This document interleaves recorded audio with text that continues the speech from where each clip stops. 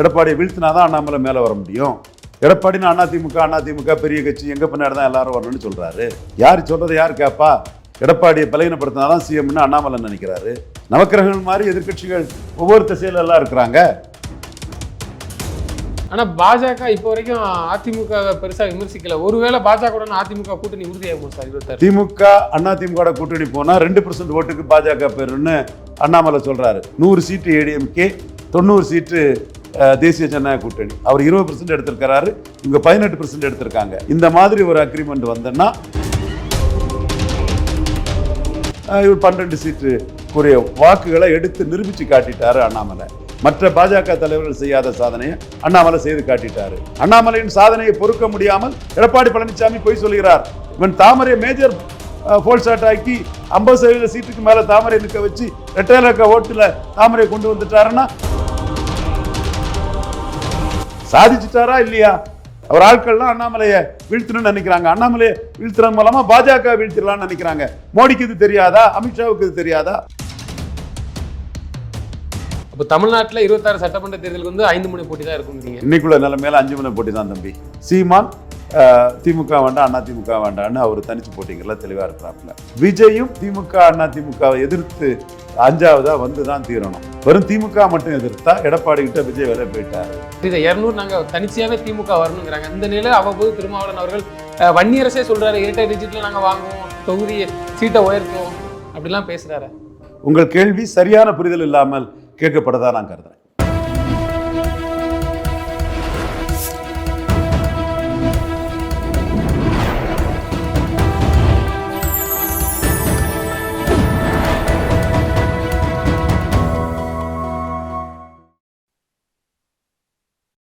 Channel 5 Tamil நேயர்களுக்கு வணக்கம். இன்றைய நேர்காணலில் நம்மோடு பேச இருப்பது அரசியல் விமர்சகர் திரு ரவீந்திரன் துரைசாமி அவர்கள். சார் வணக்கம் சார். வணக்கம் தம்பி. இப்போ தமிழ்நாட்டில் 26 சட்டமன்ற தேர்தலுக்கு வந்து 5 முனை போட்டி தான் இருக்குங்கிறீங்க. இன்னைக்குள்ள நிலைமையில 5 முனை போட்டி தான் தம்பி. இது திமுக அணி இன்டாக்டா இருக்குது. அங்க பிரச்சனை இருந்தாலும் ஸ்டாலின் பிறந்த நாள்ல எல்லாரும் இருக்கிறாங்க. சந்திரகுமார் பதவியேற்பில் எல்லாரும் இருக்கிறாங்க. தென் கோயம்புத்தூர் மாநாடு, இது காஞ்சிபுரம் மாநாடு எல்லாமே ஒன்றா இன்டாக்டாக இருக்கிறாங்க. அதில் எந்த இதுவும் இல்லை. பாஜக எதிர்ப்பு அரசியலுக்குள்ளே ஒன்றா இருக்கிறாங்க. ஸோ அவங்க ஒன்றா இருப்பாங்கங்கிறது தான் என்னோட பார்வை. இன்டாக்டாக இருக்கிறாங்க, இருப்பாங்க. 2024 சொன்னால் இப்பவும் நான் சொல்கிறேன், இன்டாக்டாக இருப்பாங்க. ஒன்று, அதிமுக அணியில் தேமுதிக இருக்கிறாங்க. அவங்க கொஞ்சம் பிஜேபிக்கு ஆதரவாக பேசினாலும் இருக்கிறாங்க. என்டிஏ இன்டாக்டாக இருக்கிறாங்க. எல்லாரும் ஒன்றா சேர்ந்து தான் ஈரோடு கிழக்கில் நிற்கல. பாமக கொஞ்சம் அதிமுக சப்போர்ட்டாக சில விஷயங்களை கருத்துக்களை சொல்லிக்கிறாங்க. சீமான் திமுக வேண்டாம் அதிமுக வேண்டான்னு அவர் தனிச்சு போட்டிங்களில் தெளிவாக இருக்கிறாப்புல. சீமான் தனிச்சு போட்டிங்களில் தெளிவாக இருந்து கொடநாடு கொலை வழக்கு என்னாச்சு, பொள்ளாச்சி பாலியல் இது என்னாச்சு, திராவிட கட்சிகளுக்கு எதிராக பேசுறது, பஞ்சமர் நில இதில் திமுகவும் அதிமுகவும் குற்றவாளிகள், இப்படி அவர் திமுகவோட அதிமுகவையும் சேர்த்து கடுமையாக அடிக்கும்போது விஜயும் திமுக அதிமுகவை எதிர்த்து 5ஆவதா வந்து தான் தீரணும். அது திமுக அதிமுக எதிர்க்காம வெறும் திமுக மட்டும் எதிர்த்தா எடப்பாடி கிட்ட விஜய் வேலை போயிட்டாரு, பலம் நிரூபிக்காமலே தன் ரசிகர்களை நோட்டுக்கும் சீட்டுக்கும் வித்துட்டு போயிட்டாருன்னு நான் பேசினேன். இதெல்லாம் கரெக்டாக வந்துடும். மக்கள் ரவீந்திரன் துரைசாமி சொல்கிறத நம்புவான். விஜய்க்கு அரசியல் நோக்கம் இல்லை, மக்கள் நலன் அக்கறை இல்லை, தூத்துக்குடிக்கு தீர்வு காணாமல், பொள்ளாச்சிக்கு தீர்வு காணாமல், கொடநாடு கொலையை பற்றி எதுவும் தெரியாமல், அதிமுக அமைச்சர்கள் ஊழலில் அரெஸ்ட் ஆகாமல் ஊழல் எதிர்ப்புன்னு விஜய் சொல்கிறது ஒரு பெரிய வேஷம். அது விஜயே விலை போயிட்டாருன்னு ஆகிப்போகும். விஜய்க்கு சினிமா இமேஜும் அடிபட்டு போகும், அரசியல் இமேஜும் அடிபட்டு போகும். ஸோ அதிமுகவோட பேரம் பேசுகிறது. சீமான் 2 வரையும் எதிர்த்து ஒரே குட்டையில் ஊறிய மட்டைகள்னு அடிக்கும்போது நீங்கள் தனிச்சு நிற்கலன்னா அவங்கள பாதிக்கும்னு பிரசாந்த் கிஷோர் சொல்லிட்டு போயிட்டாரு. ஸோ இன்னைக்குள்ள கணக்குப்படி 5 முனை போட்டி தமிழ்நாட்டில். பிரசாந்த் கிஷோர் அவர்களே சொன்னார்களா சீமான் அவர்களிடம் தனித்தான் நிற்கணும் அப்படின்னு சொல்லிட்டு? கண்டிப்பாக விஜய்கிட்ட அதான் சொல்லியிருக்கிறாரு. நீங்கள் கட்சி ஆரம்பிச்சு லெட்டர் பேடாக இருந்தது தவறு, கூட்டணி ஆட்சின்னு சொன்னது தவறு, இதெல்லாம் பெரிய டேமேஜ் பண்ணிட்டீங்க. இனிமேலாவது இந்த டேமேஜை விட்டுட்டு தனிச்சுன்னு போங்க. எடப்பாடியோட கூட்டணி போனால் விலை போயிட்டீங்கன்றான், நோட்டுக்கும் சீட்டுக்கும் விலை போயிட்டீங்கன்றான். அதுதான் உங்களுக்கு பெரிய அடி. இமேஜே போயிடும், சினிமா ஹீரோங்கிற இமேஜே போயிடும். எடப்பாடிக்கு எல்லாமாடா பயப்படுறதுன்னு சீமான் சொன்ன மாதிரி எடப்பாடிக்கு பின்னாடி எல்லாமாடா போய் நிற்கிறதுன்னு சொல்லி சீமானே விஜய நக்கல் நையாண்டி பண்ணி காலி பண்ணி விட்டுருவார். 5 முனை போட்டி நிலவும் பட்சத்தில் திமுகவுக்கு தானே சார் இது ஃபேவரா? ஆமாம், திமுக தான் ஃபேவரு. அது கூட அவங்களுக்கு கூட அது தெரியாதா? ஏன்னா சரி, அதுக்கு யார் காமன் கேண்டிடேட்டு, சிஎம் கேண்டிடேட்டு கூட்டணிக்கு? விஜய் ஒத்துக்குவாங்களா? சீமானை ஒத்துக்குவாங்களா? அண்ணாமலை ஒத்துக்குவாங்களா? எடப்பாடியை ஒத்துக்கணும்? ஒவ்வொருத்தருக்கும் ஆசை இருக்குதுல்ல, சிஎம் ஆசை சீமானுக்கு இருக்குது. என்ன மீறி ஸ்டாலினை தோக்கடிக்க முடியாது, அப்போ ஏன் பின்னாடி வந்தா என்ன? என்ன மீறி ஸ்டாலினை தோக்கடிக்க முடியாது, அப்போ ஏன் பின்னாடி எல்லாரும் வந்தா என்ன? அண்ணாமலை எடப்பாடியை வீழ்த்தினாதான் அண்ணாமலை மேலே வர முடியும். எடப்பாடின்னு அதிமுக பெரிய கட்சி, எங்கள் பின்னாடி தான் எல்லாரும் வரணும்னு சொல்கிறாரு. யார் சொல்கிறத யார் கேட்பா? எல்லாருக்குமே சிஎம் ஆசை இருக்குது. இன்னைக்கெல்லாம் நாளைக்கு வரலாம். எடப்பாடியை பலகீனப்படுத்தினா தான் சிஎம்னு அண்ணாமலை நினைக்கிறாரு. நாம் இல்லாமல் ஸ்டாலினை தோக்கடிக்க முடியாது, இன்னைக்கு இல்லை நாளைக்குனாலும் சரி. அப்போ நம்ம தலைமையில் ஸ்டாலினை தோக்கடிக்கக்கூடிய அளவுக்கு நாம் நம்மளை பலப்படுத்தணும்னு சீமான் நினைக்கிறாரு. இதான நிலைமை. நவக்கிரகங்கள் மாதிரி எதிர்கட்சிகள் ஒவ்வொரு திசையில எல்லாம் இருக்கிறாங்க. ஸோ இன்னைக்குள்ள நிலைமை இதுதான், 5 முனை போட்டி. ஆனால் பாஜக இப்போ வரைக்கும் அதிமுக பெருசாக விமர்சிக்கல. ஒருவேளை பாஜகவுடன் அதிமுக கூட்டணி உறுதியாகுமா சார்? 26 திமுக அதிமுக கூட்டணி போனால் 2% ஓட்டுக்கு பாஜக பெறுன்னு அண்ணாமலை சொல்றாரு. மேலிடம் அப்படி சொல்லுதோ, நீங்க கூட்டணி வைக்கணும் இவர் சொல்றாரு, அண்ணாமலை சொல்றாரு வேண்டான்ட்டு. ஆனால் மேலிடம் விரும்புறத ஒருவேளை வருமோ? 26 110 சீட்டு ஏடிஎம்கே, 99 சீட்டு தேசிய ஜனநாயக கூட்டணி, 100 சீட்டு ஏடிஎம்கே, 90 சீட்டு தேசிய ஜனநாயக கூட்டணி. அவர் 20% எடுத்திருக்கிறாரு, இவங்க 18% எடுத்திருக்காங்க. இந்த மாதிரி ஒரு அக்ரிமெண்ட் வந்தோன்னா கூட்டணி வரலாம். அதுக்குள்ள வாய்ப்புகள் குறைவு. எடப்பாடி அதுக்கு சம்மதிக்க மாட்டார். உள்ளாட்சி தேர்தலில் கூட்டணி முறிஞ்சது காரணம் 2% சீட்டு கொடுப்பானாரு, 5% சீட்டு கேட்டார். அண்ணாமலை 5% ஓட்டு எடுத்தார். அப்படி நான் தான் சொன்னேன், அண்ணாமலை 3வது வருவார், சீமான் கூட அமைப்பு பலம் இல்லை, அவருக்கு வாக்கு பலம் வராதுங்கிறத சொன்னேன். கரெக்டாக நான் டிக்ளேர் பண்ணேன். அதுக்கு பிறகு 12 சீட்டு கேட்டார் அண்ணாமலை, 6 சீட்டு தான் தர முடியும்னு எடப்பாடி பழனிசாமி சொன்னார். டெல்லியில் ஈரோடு கிழக்கு செக்மெண்ட் வைஸ் பூத் வைஸ் அனலைஸில் கொடுத்து இவருக்கும் ஜாதிய ரீதியாக எதிர்ப்பு இருக்குது, அது பிற ஜாதிகள் இவருக்கு எதிர்ப்பு இருக்குது, இவரை சேர்த்தா பிற ஜாதிகள் எதிர்த்து போலரைசேஷன் வரும் அப்படிங்கிறத கொடுத்து ஜெயிக்காது. அப்போ நம்ம 12 சீட்டு வந்தால் நம்ம வாக்கு வங்கியை காப்பாற்றிக்கலான்னாரு. அவர் 6 சீட்டு தான் தருவான்னாரு. இவர் 12 சீட்டு கூடிய வாக்குகளை எடுத்து நிரூபித்து காட்டிட்டாரு அண்ணாமலை. மற்ற பாஜக தலைவர்கள் செய்யாத சாதனையை அண்ணாமலை செய்து காட்டிட்டாரு. அப்பவே எடப்பாடிக்கு செக்கா இருந்தவர் இப்போ சிம்ம சொப்பனம் ஆயிட்டாரு. 18% வாக்குகளை அது பாஜகவை முன்னிறுத்தி, இதில் தான் எடப்பாடி பழனிசாமி பொய் சொல்றாரு. அண்ணாமலையின் சாதனையை பொறுக்க முடியாமல் எடப்பாடி பழனிசாமி பொய் சொல்கிறார்.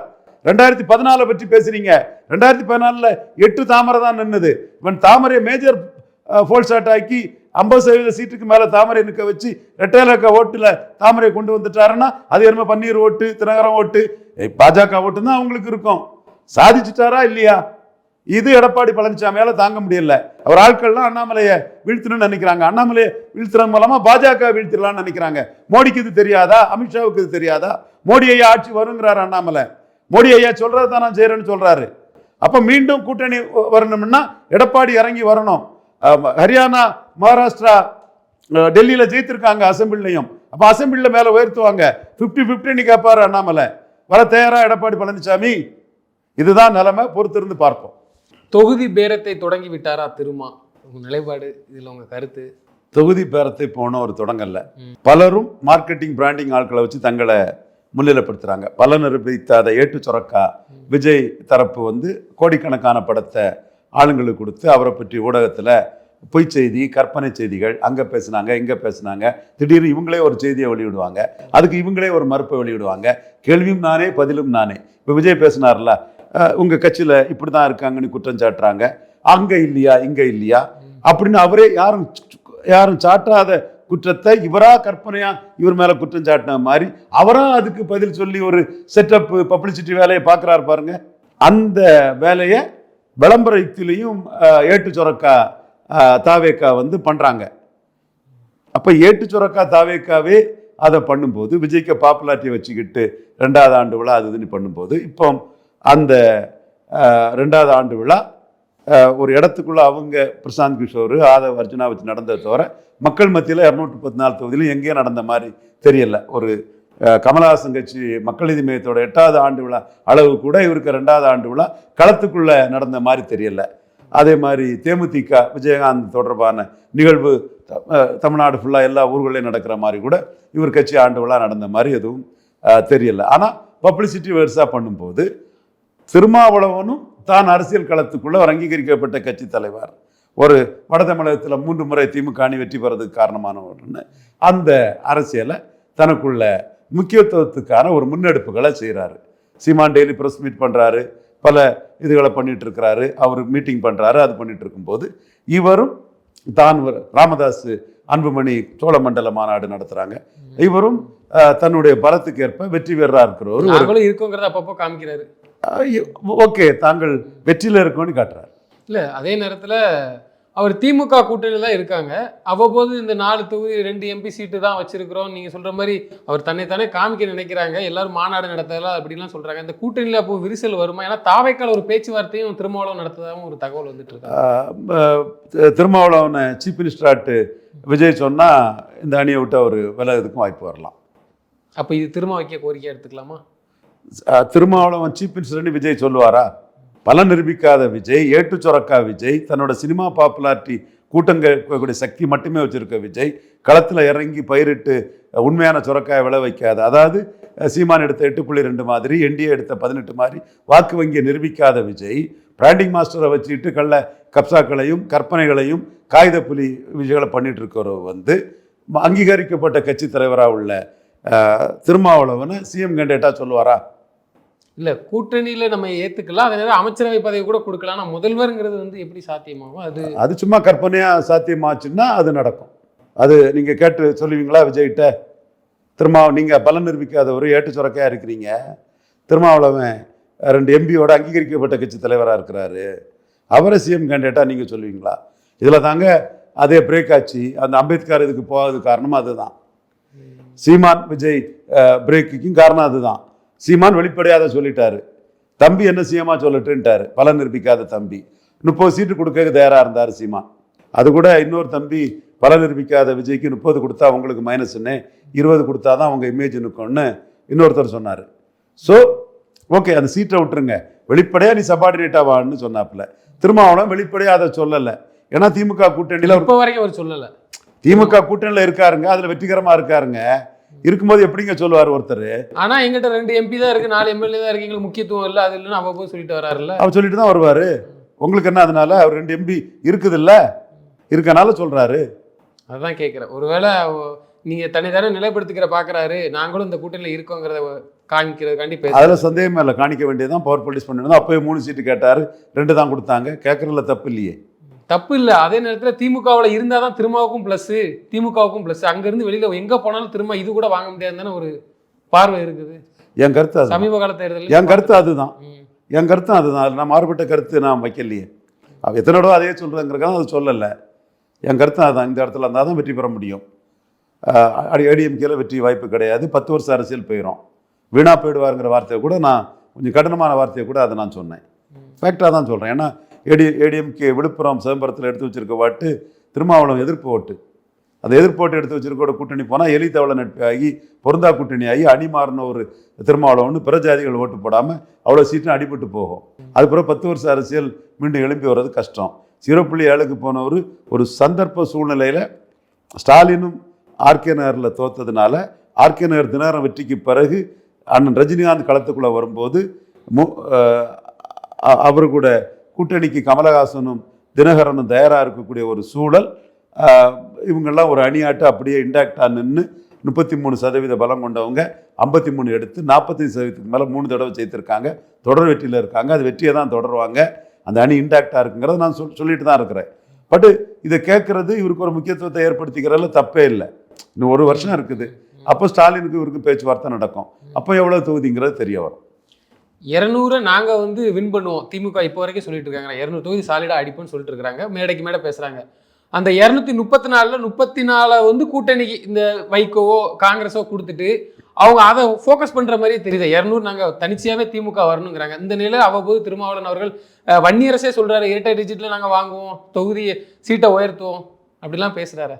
உங்கள் கேள்வி சரியான புரிதல் இல்லாமல் கேட்கப்படதான் நான் கருதுறேன். வட தமிழகத்தில் வெற்றி வீரராக திருமாவளவன் அவர்கள் இருக்கிறார், இப்போ வரைக்கும் இருக்கிறார் அப்படின்னு கூட நீங்கள் ஒரு பேட்டியில் கூட சொல்லியிருந்தீங்க.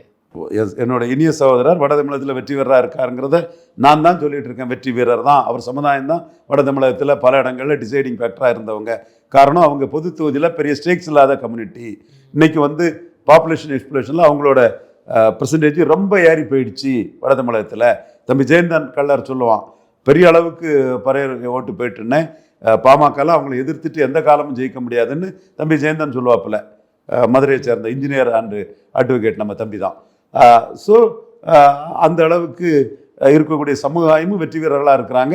திருமாவளவனும் அந்த சமுதாயத்தின் பிரதிநிதியாக வட தமிழகத்தின் வெற்றி வீரராக இருக்கிறார். உண்மை, தந்தை பெரியார் மண்ணில், திராவிட மண்ணில் சகோதரர் தொல் திருமா வெற்றி வீரராக இருக்காருங்கிறத சொல்லக்கூடிய, உண்மையை சொல்லக்கூடிய, நான் ஒன்றும் பெருசாக இதில் பெருந்தன்மையோ இதோ இல்லை, மற்றவன் சொல்லாத போது நான் சொல்கிறேங்கிறது மட்டும்தான் ஃபேக்ட்டு. சொல்கிறது உண்மை. அதை சொல்லக்கூடிய தன்மையும் ஒரு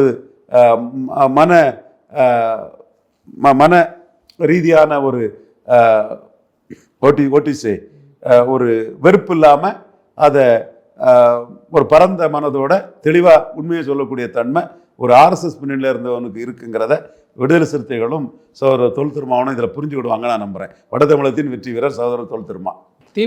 திமுகவுடனான கூட்டணி விவகாரம் பேசும்போதெல்லாம், தொகுதி பங்கீடு பேசும்போதெல்லாம் பாஜக எதிர்ப்புங்கிறதுனால அவர் ஒத்து போயிடுவார், பாஜக வீழ்த்தணும், அதுக்காண்டி நம்ம சமரசம் செஞ்சிருவாருலாம் பேசியிருக்கிறீங்க. அதே சமயத்தில் அப்படித்தான் அவர் செய்துட்டு இருக்கிறாரு. ஏற்கனவே செய்ததை கருத்தில் கொண்டு அதை பேசியிருக்கிறார். இந்த நிலையில் அப்போ அந்த கொள்கை எடுக்கும்போது அவர் நாங்கள் கொடுக்க சீட்டு தான் வாங்கிட்டு போகணும்னு திமுக சொல்லும்போது இதை அவர் ஏற்றுப்பாருங்கிறீங்க.